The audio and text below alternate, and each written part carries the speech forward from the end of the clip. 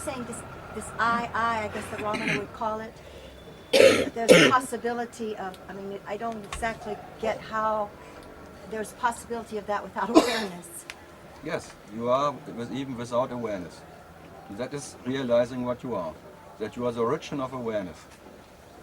That you are that what is prior and beyond awareness, and the first notion of your so-called life is awareness.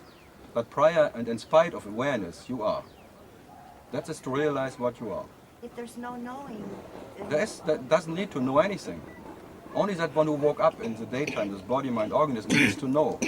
Only the knower needs to know, but what you are, your nature, is with and without the knower, that's all.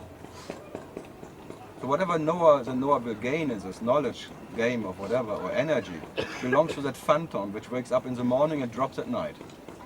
But if you talk about truth, or your true nature, it has to be uninterrupted what it is. So your true nature, your nature is with and without that phantom. That's all. And to realize yourself, to know yourself as that, which is with and without any imagination, the purest notion of awareness, what it is. So you're saying to know yourself before? To know yourself is being prior to all, whatever you can imagine. Being prior and beyond. All imaginary. Then consciousness fights again. But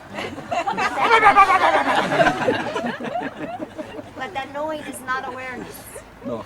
Knowingness is I amness. Awareness is the purest lover, I. The lover, the loving is knowingness. The knower, knowingness, and what can be known.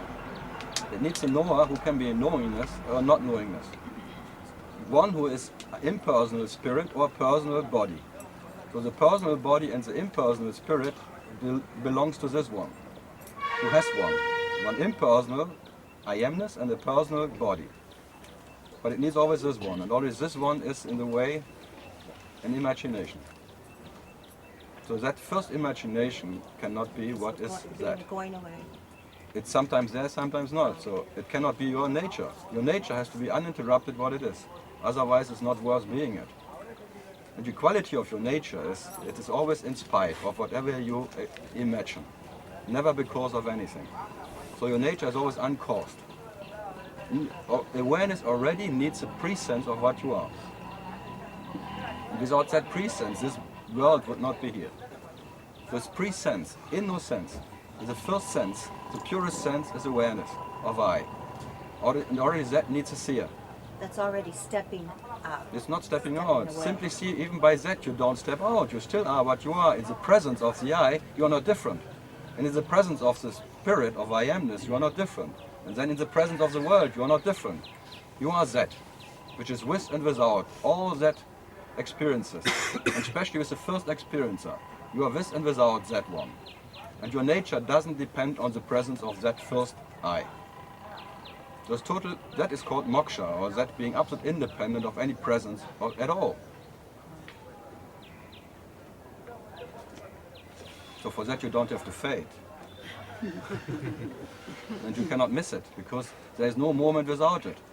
There is no moment without that presence of what you are. You only fear whatever may come because you take what you perceive as real. And then you fear to get that you can lose it. So you become an owner of something. And the owner is always caring about what he owns. Then he fears and he wants only the best for him, his beloved I. So all from that first lover, love starts. But what you are never needed any so-called love. So only the lover, the first lover, is loving or the beloved or whatever, this love affair. You are with and without it, so who cares about the love affair? Only that one. How the love affair is. And sometimes it thinks in the love affair, when I have no love affair, I'm better off. No relationship is better than any relationship, says this one. So always advantages belonging to this one. But I'm telling you, you should look for that advantage, which is the absolute advantage for what you are, never needed one. To be what it is. And whatever needs an advantage of enlightenment or waking up, it's a phantom advantage. That's all. So in deep sleep, this knowingness abides for you? No, in deep sleep, there is no one That is what I am. And there's no knowing. There is neither knower or not knower. There is neither knowing or not knowing. There is no sensational experience. And still I am what I am. As you are. Every night when you go to deep, deep sleep, you are that. In spite of the absence, the absolute absence of any sensational experience, you exist.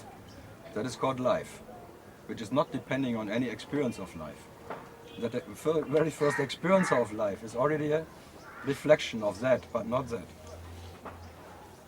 So you don't be a shadow of yourself, because already that is a shadow.